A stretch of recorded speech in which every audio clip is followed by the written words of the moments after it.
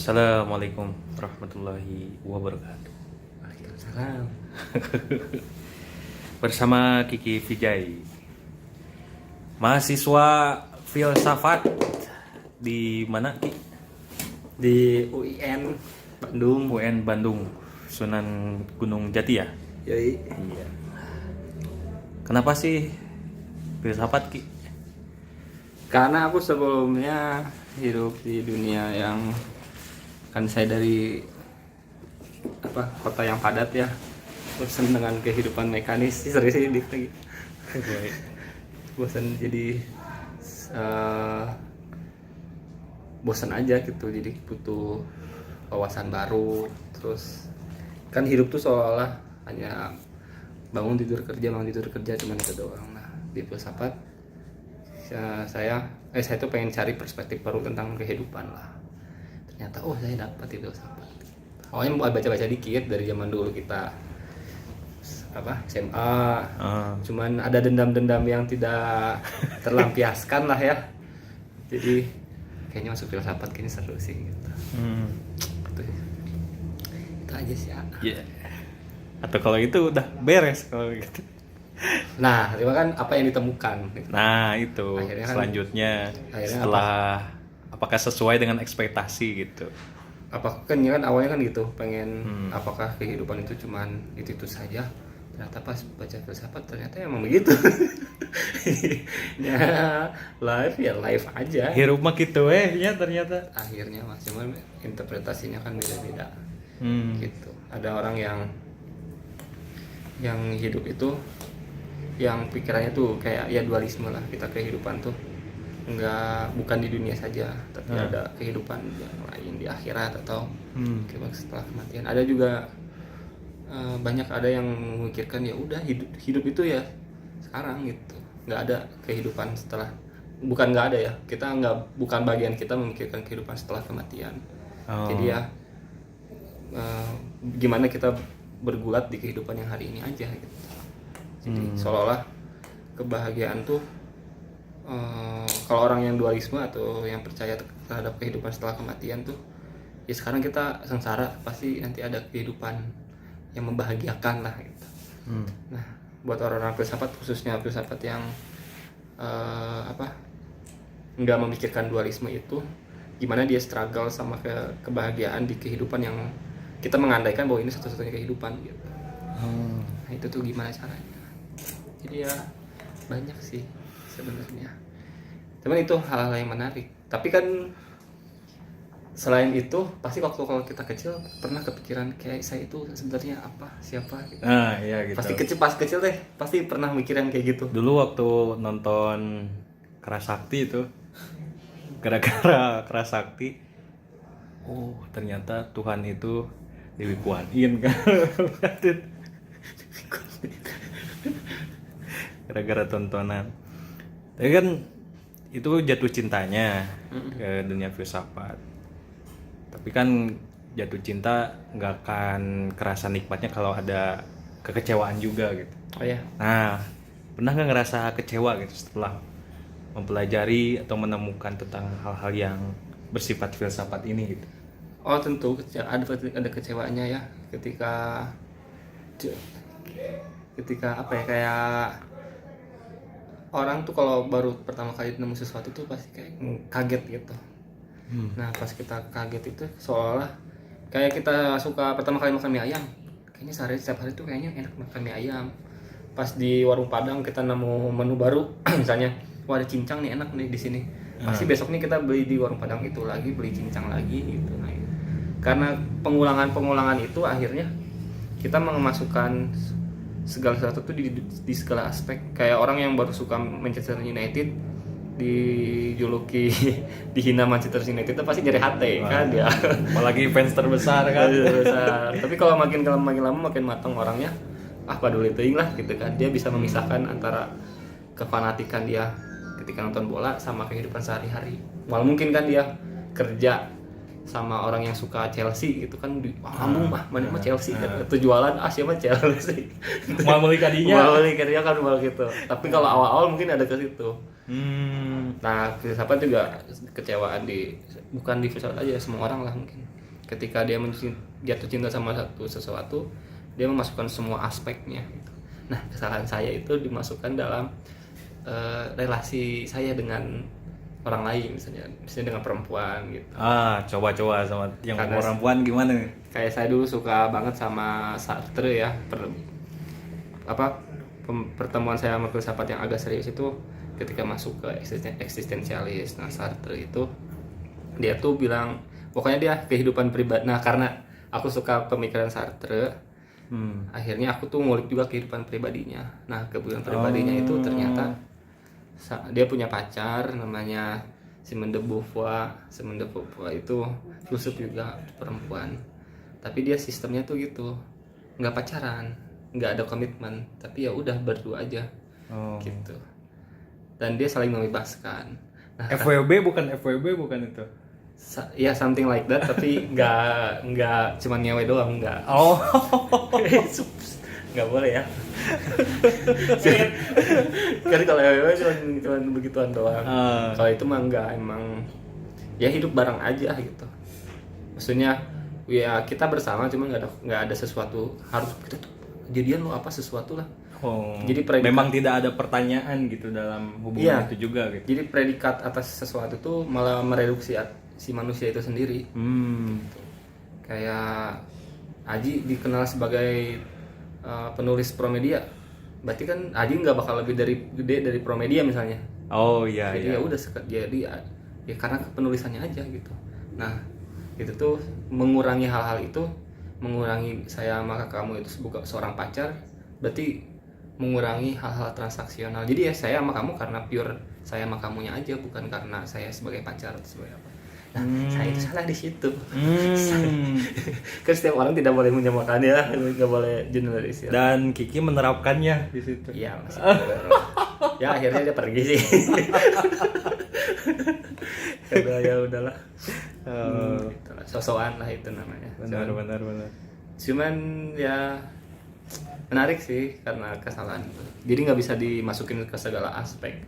Walaupun bisa jadi opsional lah kayak gitu, yang hal-hal seperti itu. Kayak apa ya? Ya di filsafat juga kan banyak aliran-aliran gitu ya. Nah, itu betul. Nah, di aliran-aliran juga kadang kalau kita suka sama satu aliran tuh saking fanatiknya tuh melihat orang tuh dari sudut pandang dia aja. Kayak orang suka Marxis. Marxis itu ciri khasnya pakai ekopol ya, ekonomi politik dalam sudut pandangnya. Ketika dia melihat sesuatu kayak Ramadan nih, Marxis itu nggak mulai dari teks dari Kutiba Alaikum-Syam dulu, tidak. Tapi bagaimana si Ramadan ini berjalan ekonominya gitu. Makanya berarti ada orang-orang yang memanfaatkan Ramadan untuk memutarkan roda ekonomi misalnya. Ada eksploitasi di situ misalnya kayak gitu. Nah, orang-orang yang biasa tuh kayak begitu. Contoh ya, teman kita mungkin yang masuk ke salah satu bisa disebut kumpulan kayak ITJ gitulah ya. Kita nggak usah sebut EGI-nya lah ya. Di situ dia cuma belajar satu namanya worldview Islam yang alatas itu. Makanya segala sesuatu tuh dia atas pakai kacamata alatas. Ya itu kan salah satu filsafat lah ya. Walaupun dia mengharamkan filsafat itu, dia pakai filsafat. Tapi ya jadi blunder ketika filsafat itu buat jadi pilihan hidup. Awalnya kan filsafat itu kayak kacamata lah. Ketika kita ngelihat jalanan pakai kacamata hitam jadi nggak silau kan. Atau kita mau ngelihat pakai kacamata yang lain jadi warna merah atau segala macam. Nah, sayangnya kalau kita punya satu kacamata, kita tuh jadinya kayak pakai kacamata kuda. Nggak mau ngelihat lagi yang lain ya, ke pinggir, ke kiri, ke kanan. Lurus aja gitu. Lurus. Jadi ya udah Jadi filsafat mau kayak orang beragama yang fanatik aja samanya akhirnya. Kalau nggak ada, makanya balik lagi ke filsafat itu sebenarnya apa sih? Dari katanya aja kan mencintai kebijaksanaan. Makanya bukan sekedar keilmuannya aja, tapi harus ada kebijaksanaannya kayak begitu. Cukup lumayan ya. Tapi ya begitu. Tapi ya gitu aja. Walaupun kebijaksanaan tuh nggak harus, sebenarnya filsafat juga bukan sesuatu yang entitas yang satu gitu. Jadi nggak bisa kita pisahin antara ini tuh agama, ini tuh filsafat, ini tuh budaya. Nggak ada. Ternyata memang saling berkaitan gitu. Saling berkaitan. Kan kita nggak bisa lepas dari itu juga. Nggak bisa lepas dari filsafat. Gimana orang keluar dari filsafat itu? Susah. Bahkan orang yang mengharamkan filsafat juga pakai filsafat karena usul fikih itu kan produknya filsafat. Aristotelian. Jadi ada logika di situ, ada silogisme. Jadi jika A itu merah, terus B itu apel itu gini sih, kayak silogisme itu kayak apel, gula itu manis. Ya. Terus donat itu mengandung gula, maka donat itu manis, kayak begitu. Kan di usul fikih juga begitu. Misalnya dalil akan sesuatu itu mestinya yang haram itu kayak begini. Terus haram itu yang dilarang. Terus ini tuh dilarang sama agama. Maka ini dilarang. Itu kan kayak begitu. Itu kan dipakai. Yeah. Kita nggak bisa anti logika. Makanya ya kita nggak bisa lepas dari filsafat menurut aku. Menurut yang lain juga gitu. Berarti kalau dikatakan seseorang nih dalam kehidupan sehari-hari dia sudah berfilsafat itu ketika seperti apa gitu sikapnya dari bangun tidur sampai dia tidur lagi gitu, dikategorikan oh dia sudah berfilsafat ini gitu. Oh iya, kalau berfilsafat menurut aku kan filsafat mah sebuah kegiatan pikiran lah ya. Seperti ikhlas gitu, perbuatan hati gitu. Nah, filsafat mah kegiatan pikiran. Orang sudah mempertimbangkan akan sesuatu. Bahkan kita bangun tidur ngelihat jam yang jarumnya satu ke atas, satu lagi jarumnya ke bawah gini. Kita oh ini tuh jam 7. Itu tuh sebuah kegiatan berfilsafat sebenarnya, mengartikan.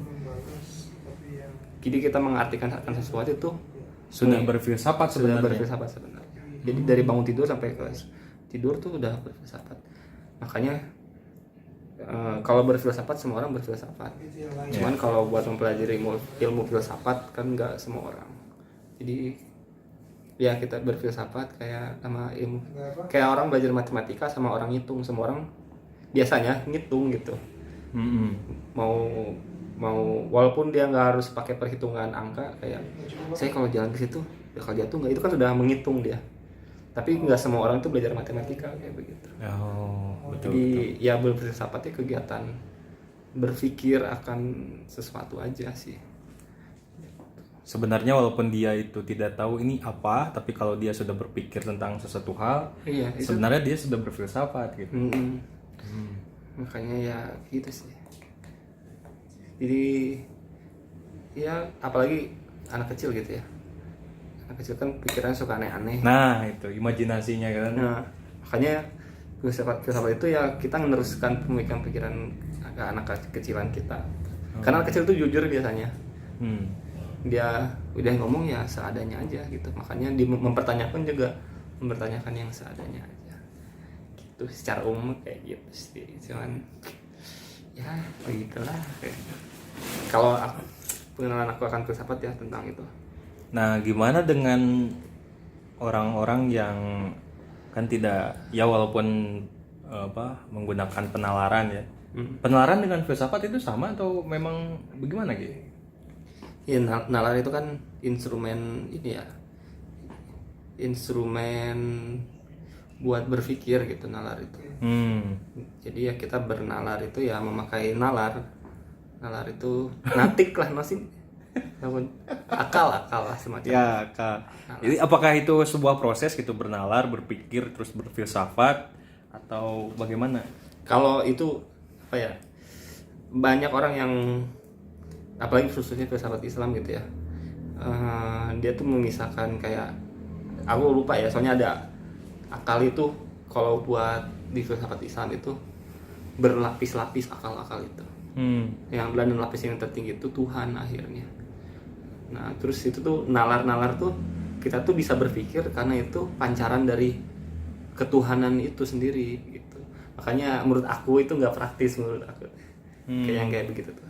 Cuman ya kita intinya ya kita dikasih potensi dari Tuhan berbentuk nalar atau berbentuk pikiran gitu.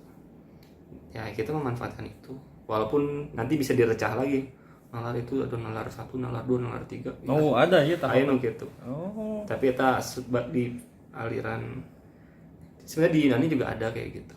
Cuman di lengkap di aku lebih ngarenya di filsafat Islamnya ada kayak gitu. Cuman ya namanya itu asup ke orang. Soalnya aing tak apalagi itu bisa hirup.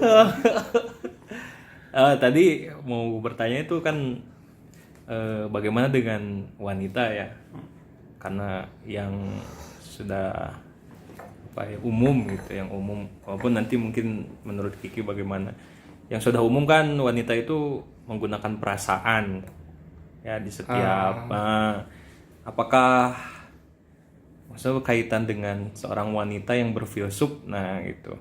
Seperti tadi kan yang ceritakan Kiki itu bukan pacar ya, berhubungan tanpa status mungkin ya, dari siapa? Sartre. Nah itu. Nah ini pernah nggak dibahas tentang keterlibatan perempuan dengan perasaannya yang banyak gitu.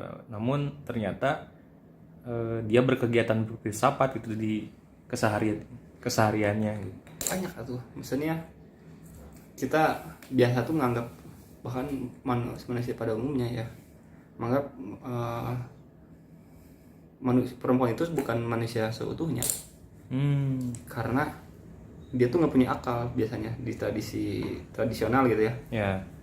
Bahkan ya dulu aja ada namanya Hipatia ya di masa Helenistik. Jadi Helenistik tuh masa setelah Romawi lah, atau ya peralihan antara Yunani dan Romawi. Ada namanya Hipatia, dia pinter banget gitu segala macam, salah satunya di filsafat, sampai dibunuh karena ketakutan orang-orang laki-laki itu bahwa ada perempuan yang pintar gitu. Bahkan di Amerika juga diakui perempuan itu sebagai manusia yang berpolitik itu baru tahun 60-an, duluan kita. Kalau kita kan dari awal juga ada pemilu tuh, ada dari perempuan juga bisa. Iya. Jadi ya maksudnya namanya manusia di zaman Adam mah karena laki awalnya begitu kan, laki-laki yang punya penis, perempuan yang punya vagina kayak begitu. Cuman ketika manusia memahami bahwa gara-gara punya vagina dan nggak punya titik gitu ya, dia bukan manusia yang seutuhnya, nggak punya perasaan, padahal dasarnya naon gitu. Bahkan di penelitian berikutnya ada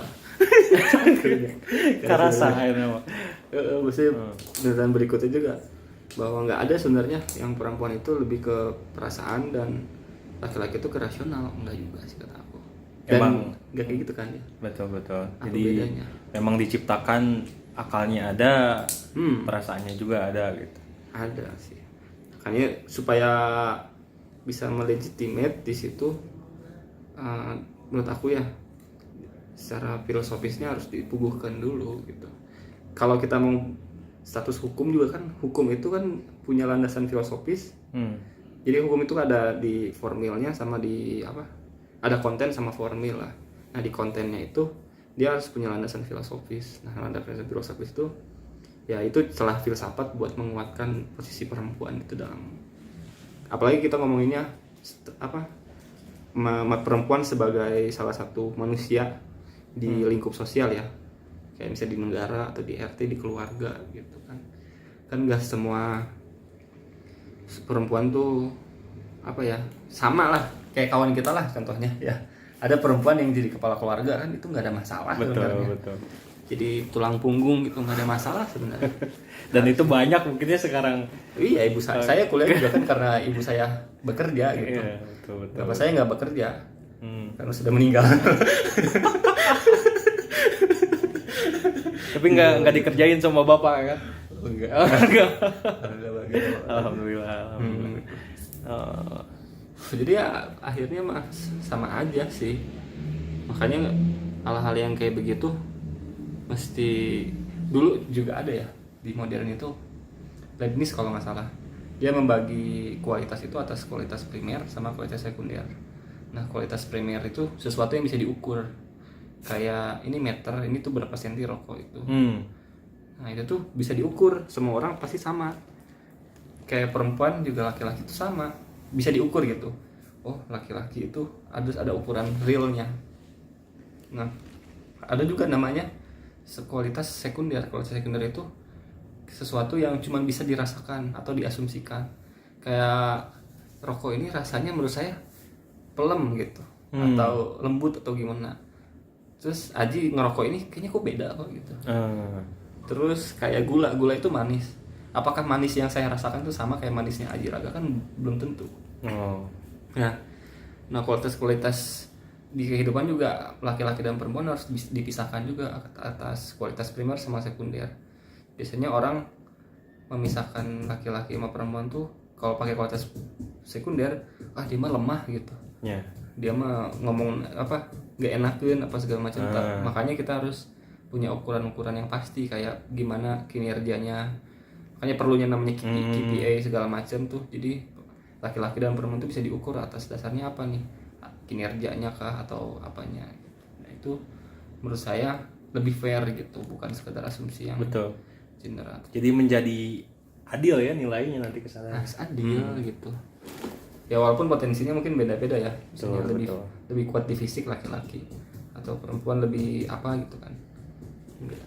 Tapi ya harus ada. Tapi banyak laki-laki apa perempuan yang lebih kuat fisik daripada kita misalnya. Betul.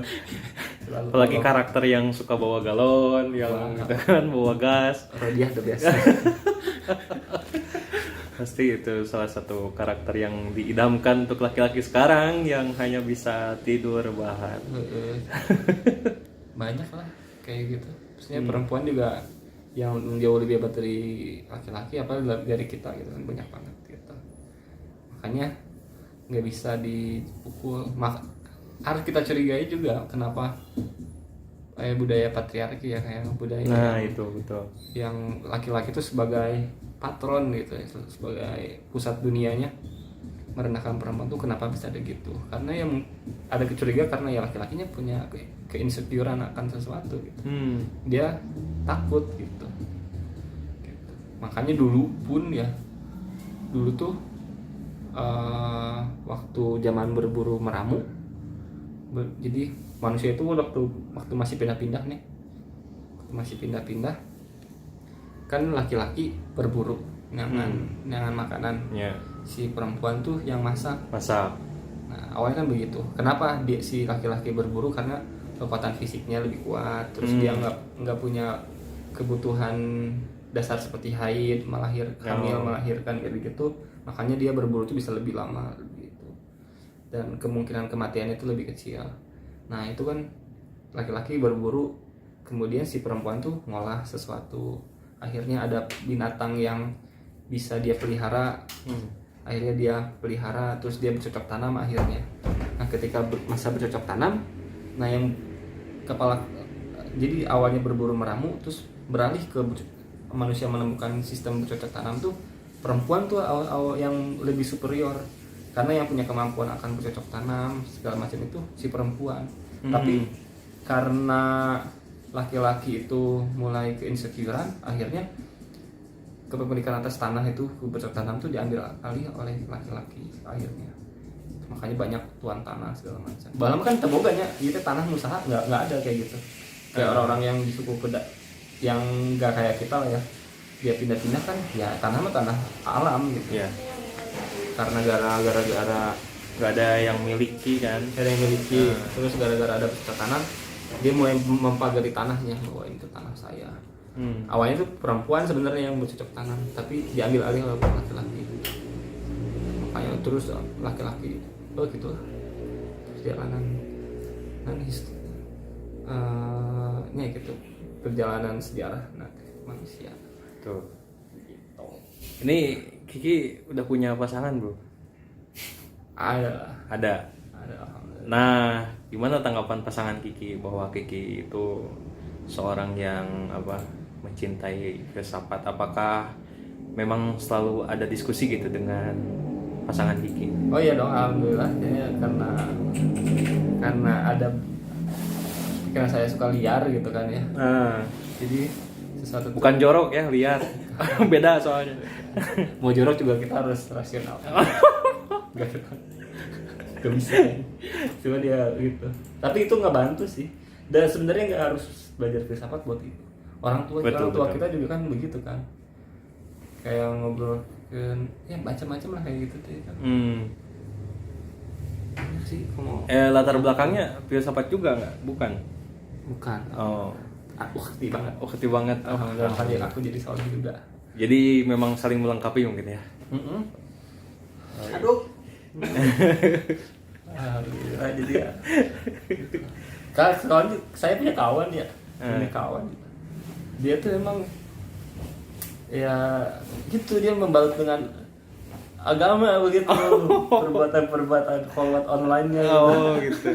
Makanya saya deh agama kan biasanya kayak habak-habak. Sepertinya saya tahu itu orang itu. Orang jauh itu. Mungkin bukan dia ya yang dimaksud ya. Yang di atas. Oke, betul.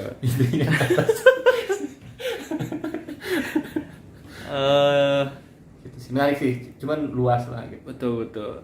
Untuk konsumsi secara harian sendiri, Kiki membaca buku, apakah memang sudah ada jadwalnya gitu? Satu hari harus baca buku filsafat, atau memang mungkin satu isu terus baru dipelajari filsafatnya dan sebagainya gitu? Kalau saya sih lebih ke impulsif ya, dan ya kalau lagi mood gitu atau lagi ada harus yang saya kerjakan kayak tugas itu kan saya baca gitu, atau mau ngisi diskusi. Cuman ya makin kesini waktu membaca itu sebuah keistimewaan ya. Betul. Waktu yang sangat berharga untuk membaca itu ya, mahal sekali. Karena kita harus bekerja gitu. Karena saya lebih banyak baca resi sih. Sama berantem sama JNE. Baca buku. Aku sekarang udah tahu resi gitu, jadi kayaknya ini lebih jadi ya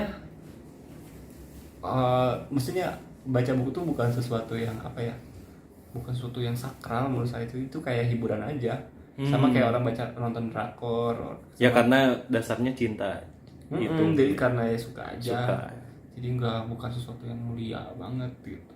Toh ilmu tuh banyak gitu ya. Betul. Harus dari baca gitu, makanya ya apapun itu lah. Cuman ya kalau baca buku ya lebih hemat, lebih awet. Kamu PDF gitu kan, hiburan gratis. Kalau untuk filsuf di Indonesia sendiri, Ki, menurut Kiki yang sejauh Kiki baca atau temukan gitu, tokoh yang Kiki suka lah, yang ini mungkin keren lah untuk Kiki sendiri. Ini kalau di Indo sih biasanya emang dia tuh nggak apa ya, mungkin saya kurang luas juga minim pembacaan saya kan skena filsafat Indonesia. Cuman ya karakteristik Indonesia itu dia kan penerjemah gitu ya. Jadi dia penerjemah akan sesuatu, akan karya-karya luar. Dan saya kebantu banget sama tulisan kayak Martin Suryajaya gitu. Walaupun dia penerjemah, dia nulis sendiri, tapi apa ya, ketat gitu pemikiran. Karena biasanya kayak filsafat tuh ngawang kan, kita tuh kaditu kadieu nasi. Martin itu gimana ngedudukin masalah itu plek bener gitu. Dia kayak ngebahas uang gitu dia. Dan dia punya kacamata yang konsisten gitu. Kalau kayak kita kalau nulis kita udah tahu posisi si penulisnya di mana, posisinya kemana, itu bakal lebih mudah ngebacanya. Nah Martin tuh dia ngebawanya kayak begitu. Bahkan dia ngasih kacamata ke kita buat ini tuh pilihan kacamata dalam berpikir di filsafat itu bisa. Nah itu tuh kebantu banget sama Martin Suryajaya. Bahkan apalagi sekarang dia mulai meluas ya, kayak dia kan bikin YouTube sekarang. Nah itu betul ya, YouTube-nya lumayan ya. Gitu. Cuman ya di tulisan itu menarik banget, Martin itu bagus. Jadi ya bagus sih, apalagi di Indonesia tuh kreatif gitu. Jadi dia ada penulis orang Ciamis ya, tulisan filsafat Al-Azhar. Al-Azhar lagi jadi Fahri kalau belajar filsafat. Ayat si Fahmi Fahri tau, orang Ciamis. Si itu keren banget. Saya tuh nyampurin antara negativismenya eksistensialisnya Heidegger sama Ibnul Arabi gitu. Heidegger kan ateistik ya, nggak ateistik, ya ateistik, cuman ada ketuhanan, bukan Tuhan gitu. Jadi gimana itu? Jadi ada sesuatu, jadi ya memang dia ya begitulah, tapi dia filsafat yang ateistik lah katakanlah bisa. Dia nyampurin ateistik sama Ibnu Arabi yang sufi banget itu tuh. Itu menarik banget bahkan. Jadi dia bisa nyampurin itu. Merelasikan. Jadi kita nggak baca tuh nggak filsafat Islam tapi nggak Islam kiungku terus ini tuh begitu gitu sih. Jadi menarik sih. Menarik ya. Orang-orang Indonesia tuh jarago tanah. Gimana ya gitulah. Kalau saya itu suka denger Ustadz Fakhruddin Faiz. Bagus itu kalau misalnya kita nggak bisa tidur dengerin Emang saya suka mendengarnya itu sebelum tidur itu. Enak banget emang buat Jadi dinina bobokan dengan filsafat lah gitu. bagus. Itu mungkin tanggapannya bagaimana menurut Kiki? Selain bagusnya itu seperti apa maksudnya? Itu juga bagus banget bahkan, dan apalagi dia enak gitu ya, dia tuh dosen gitu, dia nggak baca buku tuh karena emang kerjaan dia baca buku dan nulis. Setiap semesternya harus buat tulisan dia, makanya dia ngebantu banget. Harusnya setiap dosen tuh kayak begitu, dia bikin diskusi di masjid, di kampus, di warung kopi segala macam. Itu tuh sebenarnya yang bagus buat ekosistem apapun keilmuannya ya, apapun keilmuannya, hukum apapun gitu bagus. Buat kesatu emang buat dia referensi buat pribadinya dia, biar ekosistem keilmuannya ada gitu di kampus, mahasiswanya bisa naik ke interestnya, terus dia bisa, namanya nulis kan banyak yang stucknya kan. Nah apalagi si dosen itu stuck kadang mau bikin jurnal apa, walaupun itu kan wajib, jadi nggak harus ngajokian ya. Dosen ngajokian simpelnya turun begitu. Proyek ke mahasiswa. Jadi daripada proyeknya cuma satu orang mendingan ya mahasiswanya yang benar gitu. Jadi sebenarnya bagus gitu, cuman kemauannya aja sih. Dan ya harus bagi-bagi waktu. Karena dosen enak nggak jadi politisi bos. Siapa nggak jadi dosen? Nya politisi, nya pembisnisnya. Bisnis mahasiswa. Beakeun we nya mahasiswa. Kalau dia politika, pengkaderan, aduh, naon sih. Tapi ya harusnya kayak gitu, kayak Dr. Fakhruddin Faiz sih, soalnya bagus banget. Dia ngebantu dia, jadi dia juga nggak suntuk di filsafat. Dia kebantu, dia mau ngebahas apa, akhirnya jadi tulisan. Jadi bagus sih. Jadi dia nggak perlu akhir semester tuh dia sibuk ini itu buat kewajibannya jadi dosen buat bikin jurnal gitu. Itu bagus banget sih, harusnya kayak gitu. Di kampus aku juga ada yang begitu dosen-dosennya tuh. Banyak ya. Makanya ada di namanya lingkar filsafat Sophia kayak gitu. Nah, itu atas inisiasi dosen gitu. Dan ya aku terbantu banget di situ. Ya selain bisa diskusi sama dosen kan, kalau kita lapar bisa makan gratis, ada rokok gitu kan, ada macam-macam lah. Sangat dikejar oleh mahasiswa kalau hal yang seperti itu ya. Tabak mengenal. Jadi ya lumayan sih dosen-dosen itu barager gitu sebenarnya mah. Tuh. Terakhir mungkin Ki. Ini kalau untuk orang-orang yang awam banget, seperti saya gitu ya, tentang filsafat gitu. Benar ini awam. Punya referensi nggak? Apakah buku atau podcast atau YouTube gitu yang sangat mudah gitu. Sebelum nanti mungkin pemateri-pemateri yang sangat mendalam ya gitu. Ada nggak referensi, atau mungkin sebelum ke filsafat harus baca apa dulu gitu untuk dasarnya gitu? Misalnya kalau filsafat kan luas banget nih, dan yang paling enak itu yang berkaitan sama kita gitu. Kalau teman-teman suka baca, terus yang mungkin bukunya Fakhruddin Faiz itu yang sebelum filsafat bagus gitu, atau teman-teman sukanya cerita novel segala macam, bisa Dunia Sopi misalnya, Dunia Sopi atau macam-macam lah, atau sukanya Film kalau film ada referensinya nggak? Dunia Shopee gitu ya. Oh, Dunia Shopee ya. Atau Matrix tuh. Kalau Matrix dia Oh, Matrix itu filsafat ya. filsafat postmodern. Oh. Makanya di salah satu adegannya si Keanu Reeves tuh megang buku karya Baudrillard, aku lupa lagi judulnya apa, cuman dia itu Baudrillard itu filsafat postmodern. Oh. Banyak sih.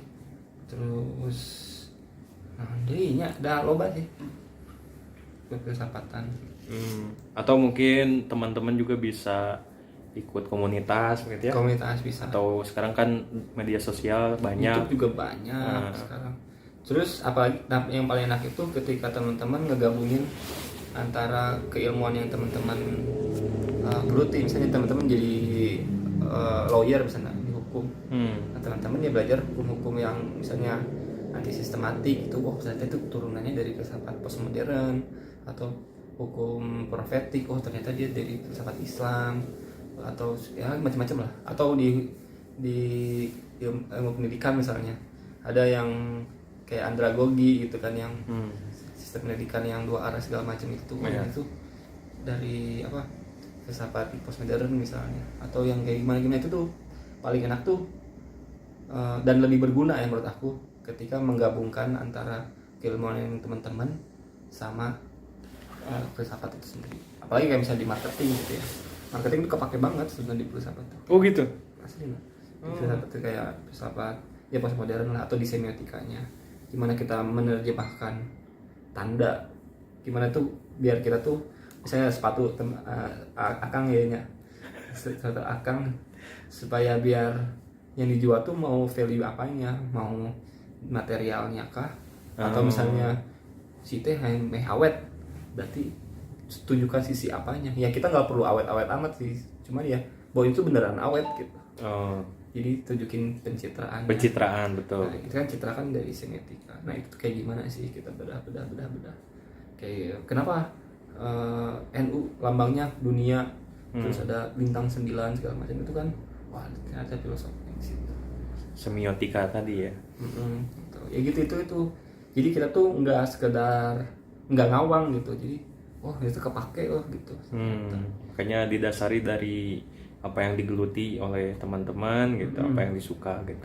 Bersuka pasti udah berelasi. Atau teman-teman galau ya, saya yang bunuh diri, WK kekerasan yang tipu, nah baca lah misalnya buat cameo dan novel. Kan takut dewasa. Teman-teman takut dewasa kan? Kita dewasa, tweet gitu kan? Ya kenapa? Kan harus dipertanyakan. Betul. Jadi ya minimal apa ya, lebih dijaput diri sendiri, lebih tenang lah sih. Oke, siap.